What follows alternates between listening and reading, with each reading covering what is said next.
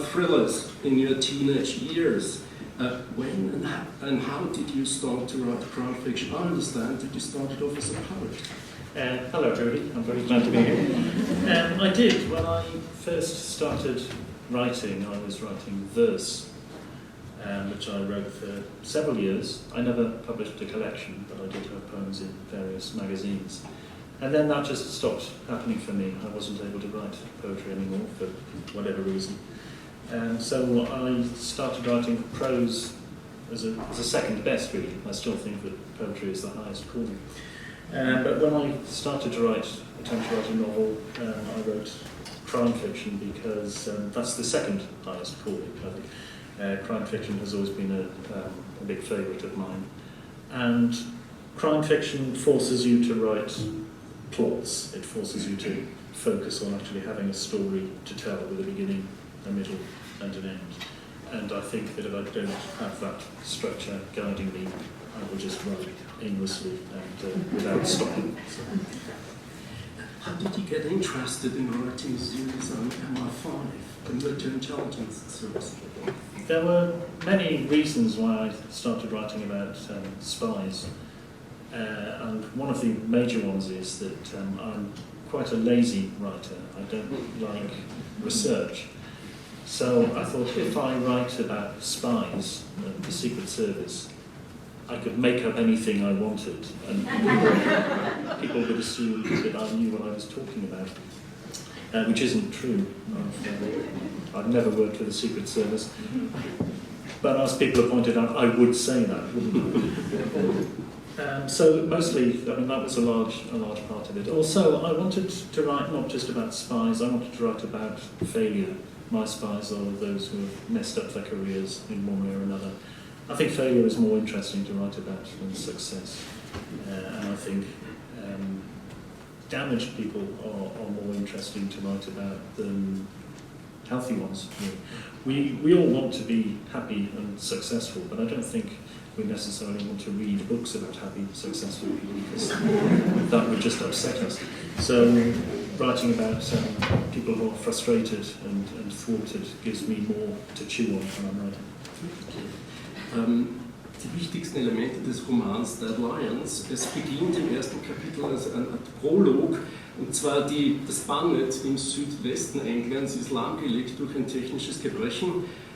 Es wird ein Schienenersatzverkehr eingerichtet, es geht zurück nach Reading und dann Richtung Oxford, und ein ehemaliger britischer Spion, Dickie Bow, ein Kollege von Jackson Lamb aus der Zeit des Kalten Krieges in Berlin, wird in einem Bus außerhalb von Oxford tot aufgefunden. Lamb ist überzeugt, dass Dickie ermordet wurde.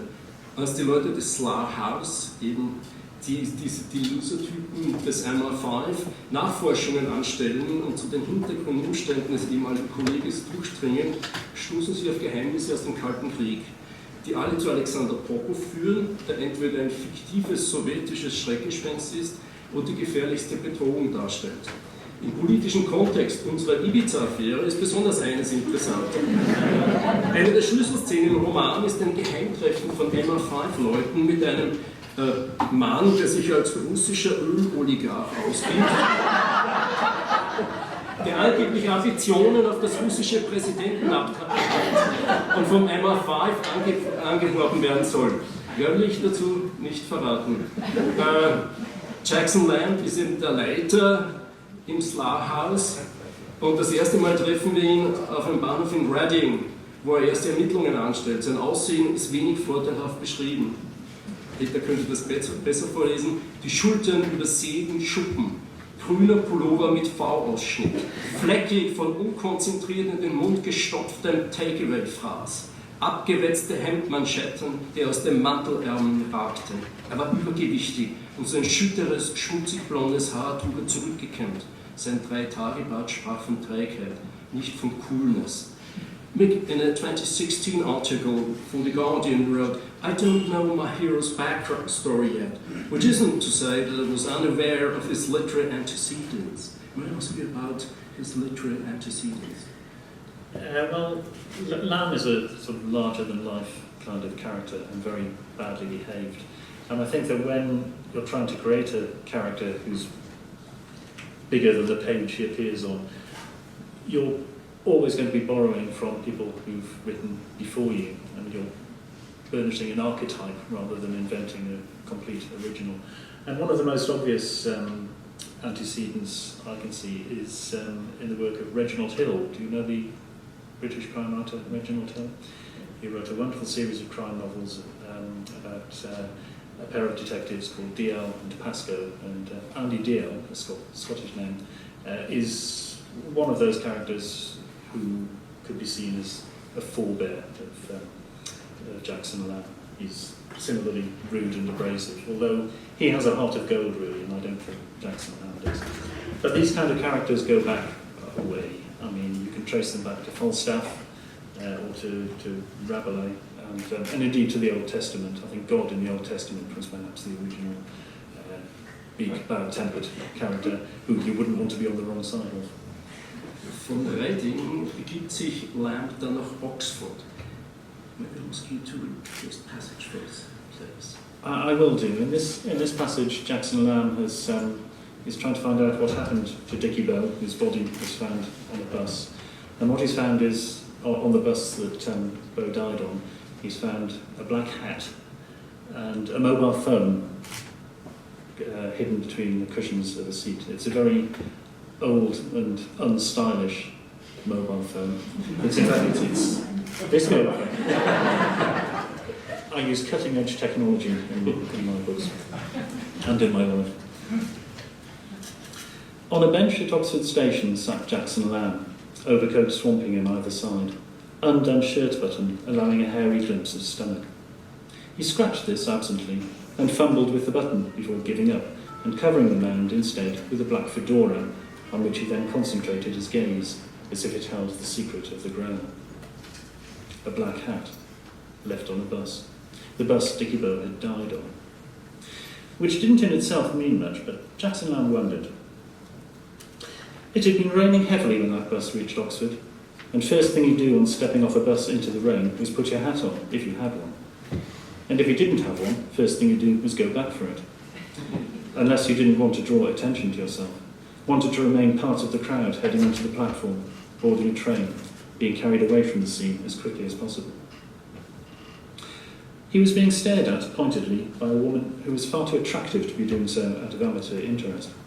Except, Lamb realised, it wasn't him she was staring at, but the cigarette he now noticed he held between two fingers of his left hand, the one he was tapping the fedora with. His right was already rummaging for a lighter, a motion not dissimilar from scratching his balls. He gave her his best crooked smile, which involved flaring one nostril, and she responded by flaring both her own and looking away. But he tucked the cigarette behind his ear anyway. The rummaging hand gave up the search for a lighter and found instead the mobile phone he'd collected from the bus.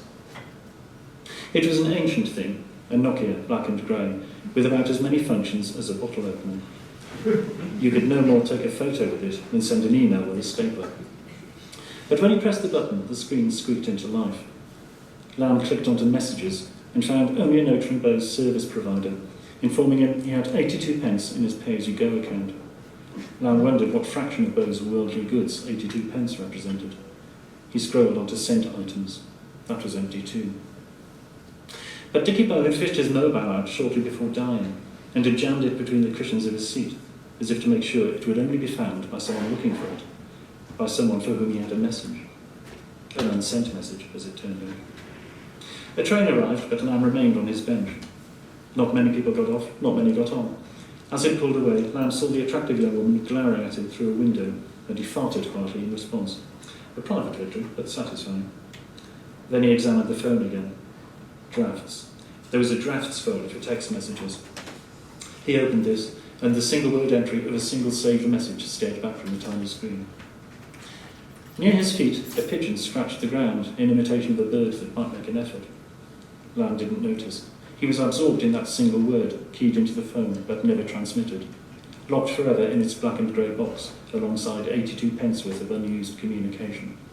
As if a dying word could be breathed into a bottle, and corked up, and released once the grim business of tidying away the corpse had been seen to. Here on an Oxfordshire railway platform, with the late March sun struggling to make itself felt, and a fat pigeon trampling underfoot. One word. Cicadas, Jackson Lamb said out loud, then said it again, cicadas. And then he said, fuck me.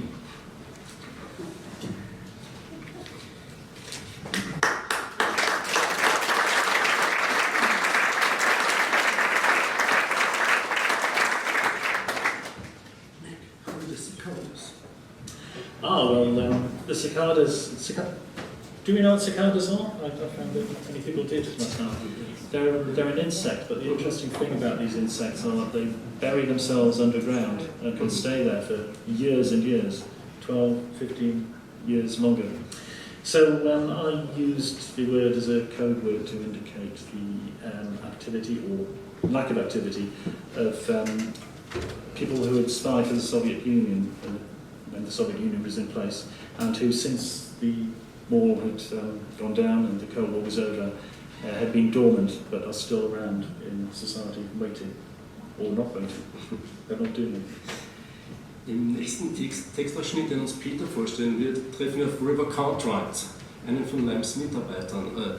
Mick, maybe I ask you to introduce us to the characters of the next passage, River Cartwright and O.B. River Cartwright thinks he's the hero of this book. As he tends to think he's the hero of any book he ends up in, strangely. He's a young man who has been sent into this kind of exile in Slough House through no fault of his own. He didn't really mess up. He was framed. It was other people's wrongdoing that put him there. So he's very eager for redemption, and as a result he has a tendency to jump at situations without thinking it through. And the reason he's so keen to be in the Secret Service is that his grandfather, David Cartwright, whom he refers to as the LB, short for old bastard, was himself a very successful spy in his day. He more or less ran the Secret Service. And River and his grandfather are very close, and much of this book and some of the others follow their fireside conversations, in which I believe this is going to be one.